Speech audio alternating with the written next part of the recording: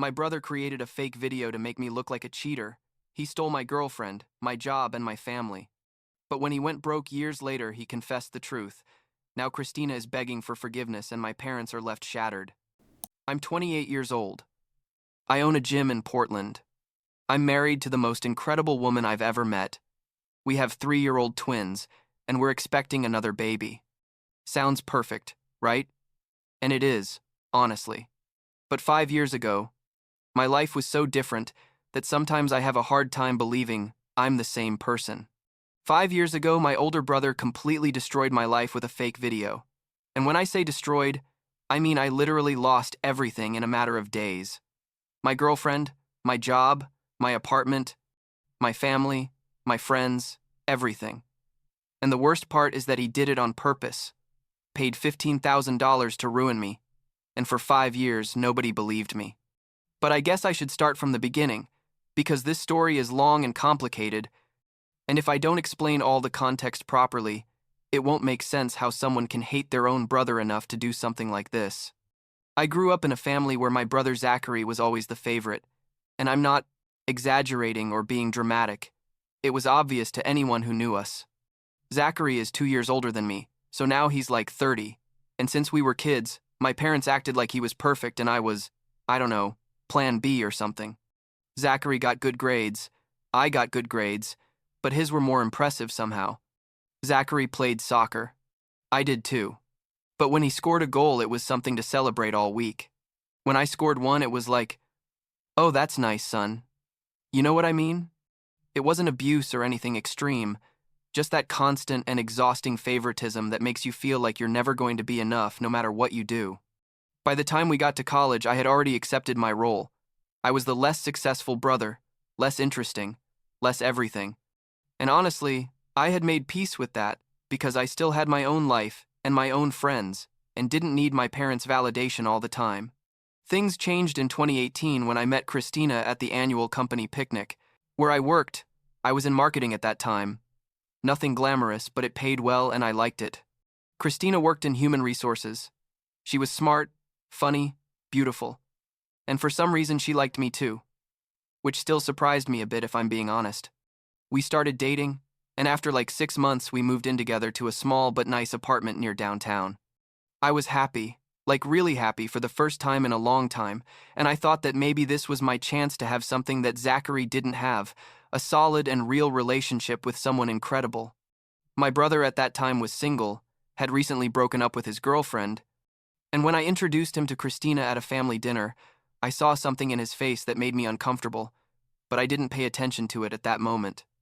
It was like a second, where he looked at her in a way that made me feel weird, but then he acted normal and I thought I had imagined it. The next few months, Zachary started showing up more in our lives. He'd invite us to dinner, suggest we go out for drinks, the three of us, offer to help us with things around the apartment. Christina thought it was sweet that my brother wanted to spend time with us. Said I should be grateful to have such an attentive brother. And I tried to see it that way, but something didn't sit right with me. The way he looked at her when he thought I wasn't watching, how he always found excuses to touch her arm or shoulder when they talked, how suddenly he was super interested in the things she liked. I mentioned my concerns to Christina once and she got angry, told me I was being paranoid and jealous for no reason, that Zachary was just being nice and that I had unresolved issues with my brother. Maybe she was right, I thought. Maybe I was projecting my lifelong insecurities with Zachary onto this situation.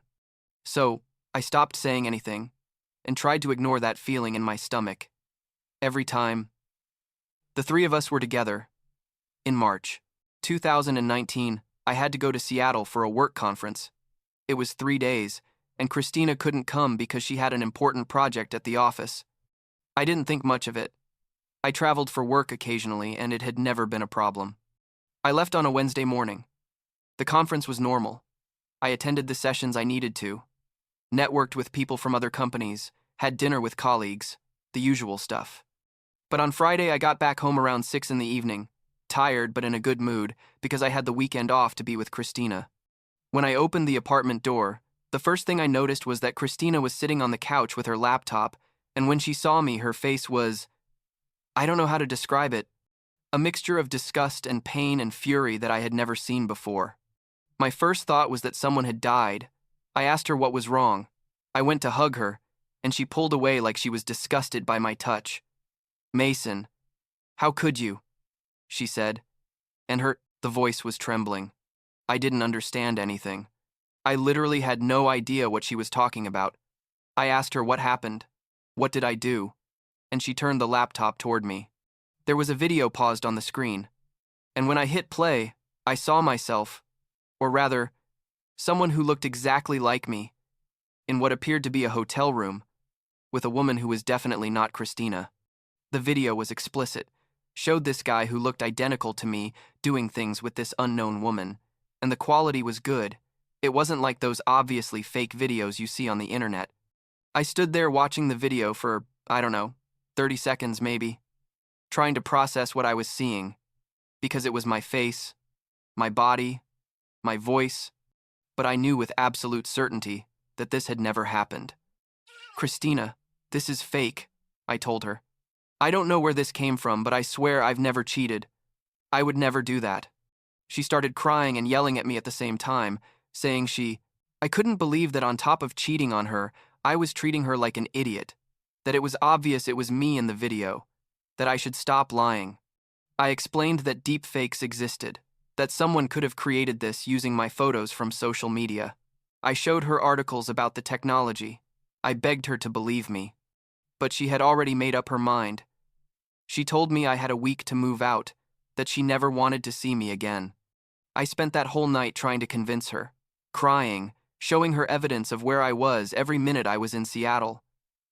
The hotel records, the meal receipts, photos with colleagues, but nothing mattered. For her, the video was proof enough. What happened next was like watching my life fall apart in fast forward. Christina sent the video to mutual friends, and within hours everyone was blocking me or sending furious messages. My best friend from college wrote me saying I was a piece of shit.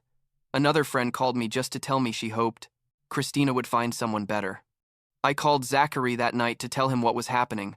I needed someone from my family, someone who would believe me, and he answered all concerned, asked me if I needed him to come to the apartment, if he could do anything to help. I was so naive, so stupid. I told him everything about the video, explained to him that it was fake, that I didn't know who had made it or why.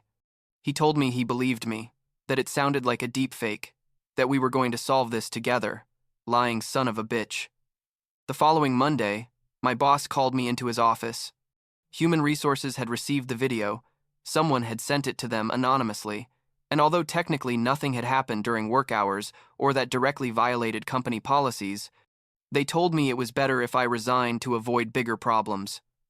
Basically, they fired me, but disguised it as voluntary resignation, so I couldn't sue or something. Christina had already told my parents, and when I called them to explain my version, my mother cut me off mid-sentence, told me she was very disappointed in me. How could I have done that to a girl as nice as Christina?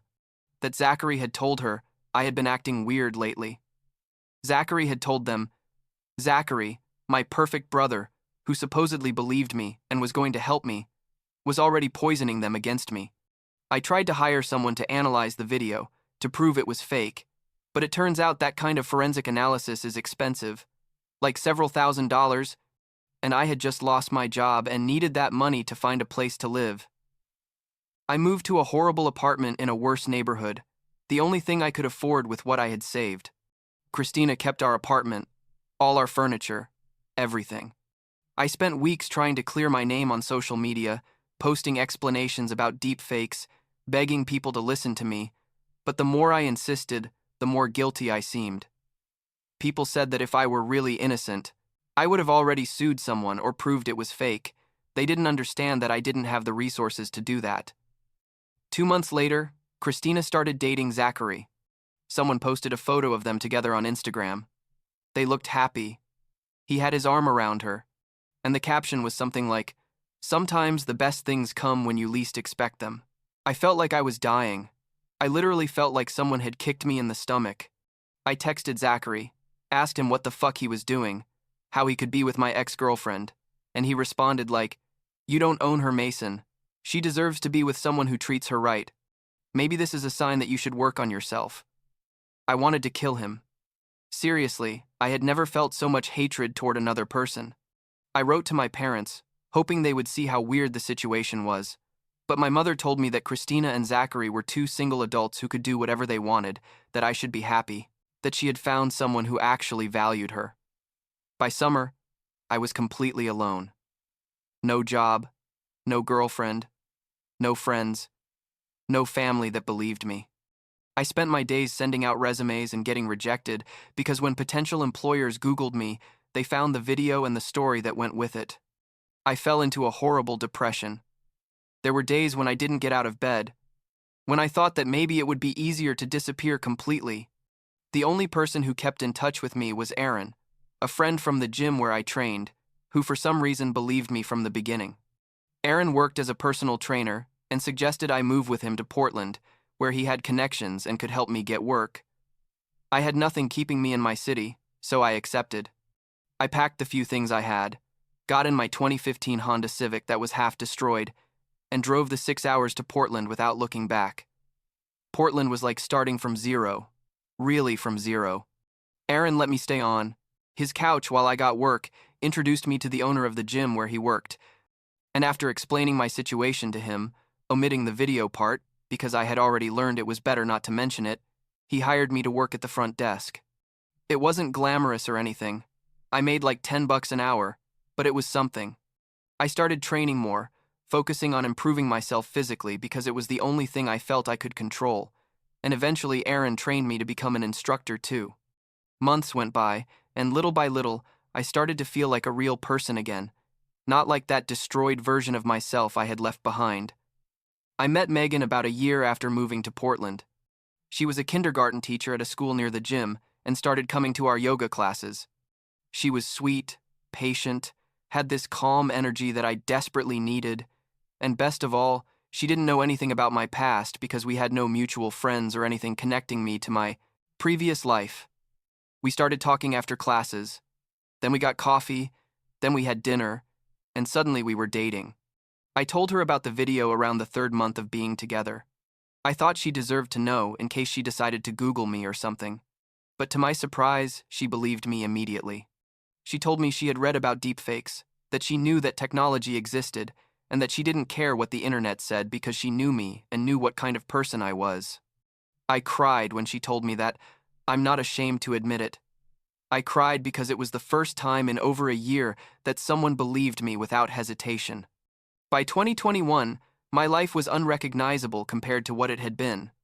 Aaron and I had saved enough money to open our own gym, a small but well-equipped space that we focused on functional training and group classes. The business started slow but kept growing. We had good instructors and word of mouth helped us a lot. Megan and I got married that same year. It was a small wedding in a park with like 30 people, mostly friends from Portland and some of her family. I didn't invite anyone from my family.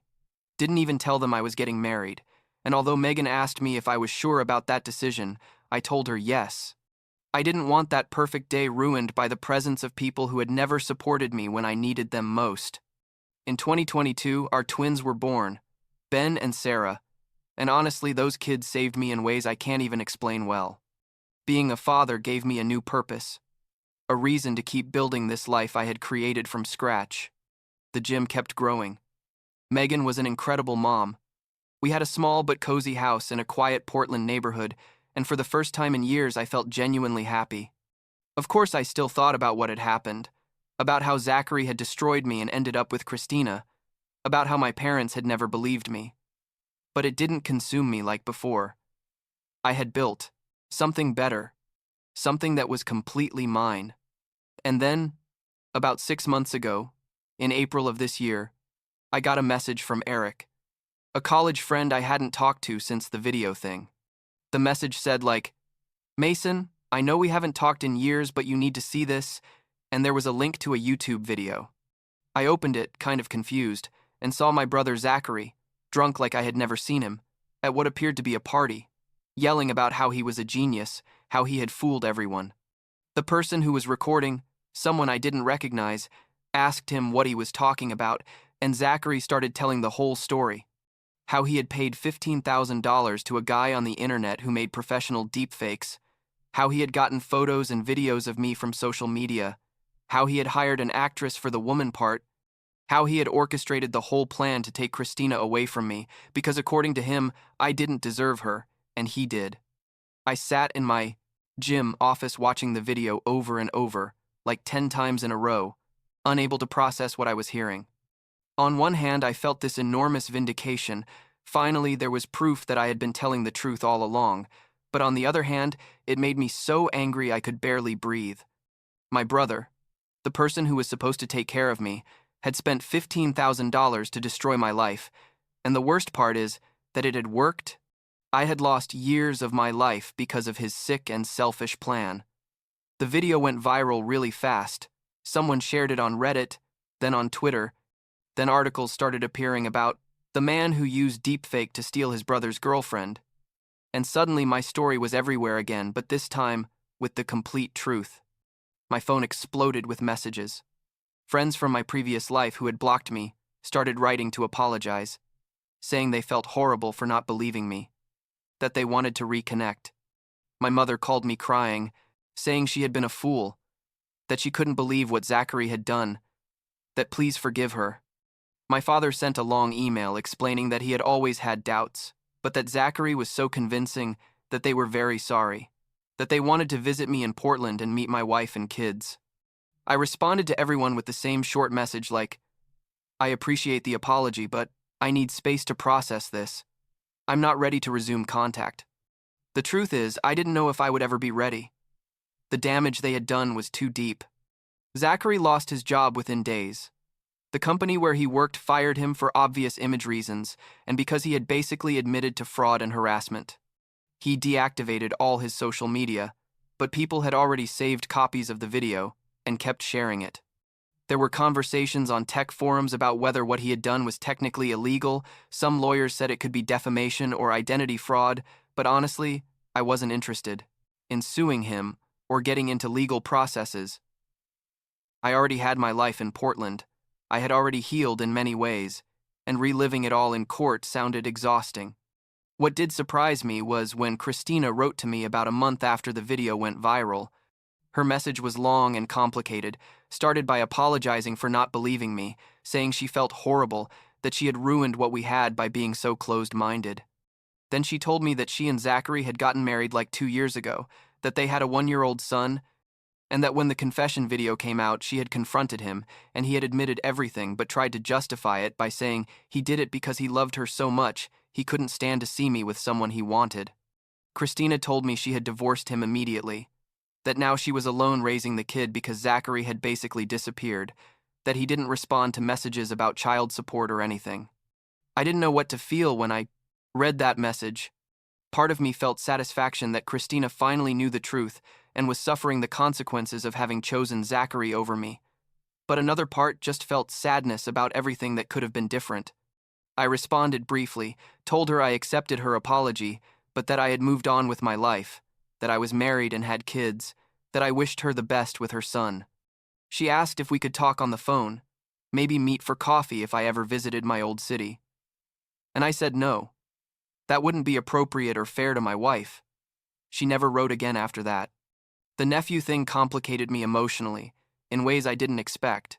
That kid, Christina and Zachary's son, isn't to blame for any of this.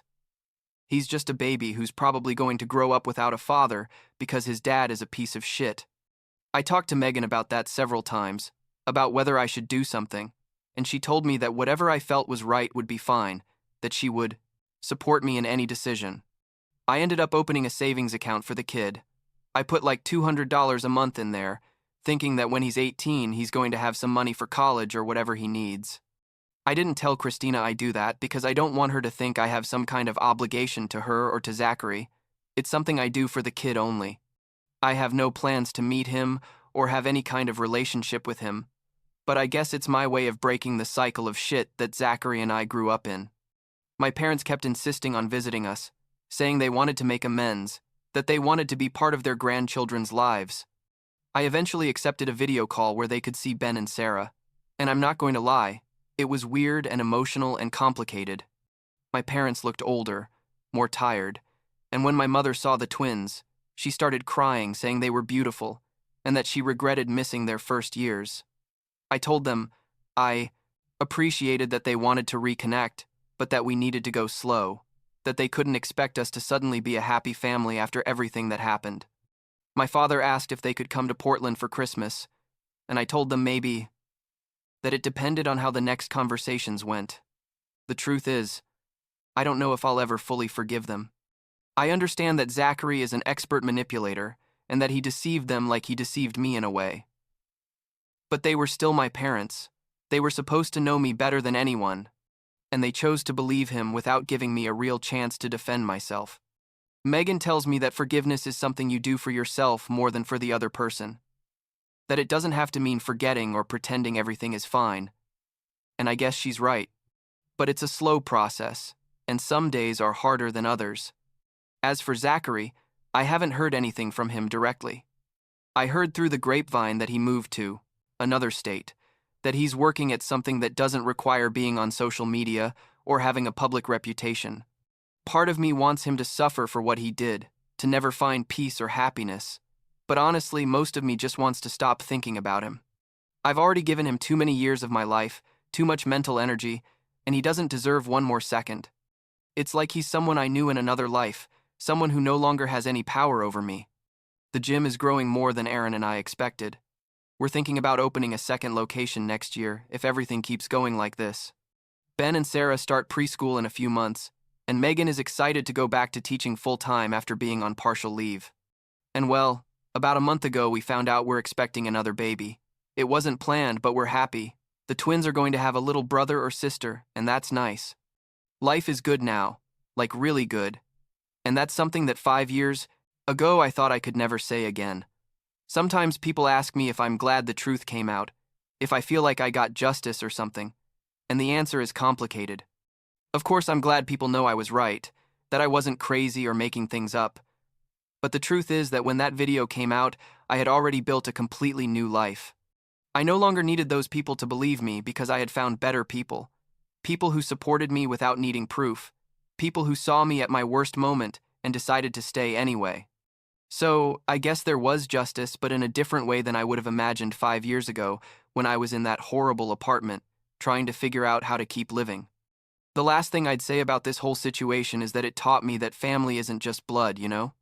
Aaron is more my brother than Zachary ever was. The friends I made in Portland are more my family than the cousins and uncles who abandoned me when they thought the worst of me. And Megan and the kids, they're my real family. The one I chose, and that chose me too. The other day, Ben asked me if I had siblings, and I told him no, that I was an only child. Megan looked at me like, "Are you sure about that?" And I told her, yes, that I was completely sure. Because in my mind, Zachary stopped existing the day he decided to destroy me, and the fact that we share DNA doesn't change that. So, yeah, my life was destroyed by a fake video and my brother's betrayal. But looking back, I can almost say it was the best thing that could have happened to me, even though it sounds weird. If none of that had happened, I'd probably still be in that city, in that mediocre job, with Christina, who clearly never knew me well enough to trust me, trapped in a toxic family dynamic where I was always going to be second best. Instead, I'm in Portland with a wife who truly loves me, with 3 incredible kids, well, 2 plus 1 on the way, with a business I built from scratch, surrounded by people who are worth it. I wouldn't change any of that even if I could.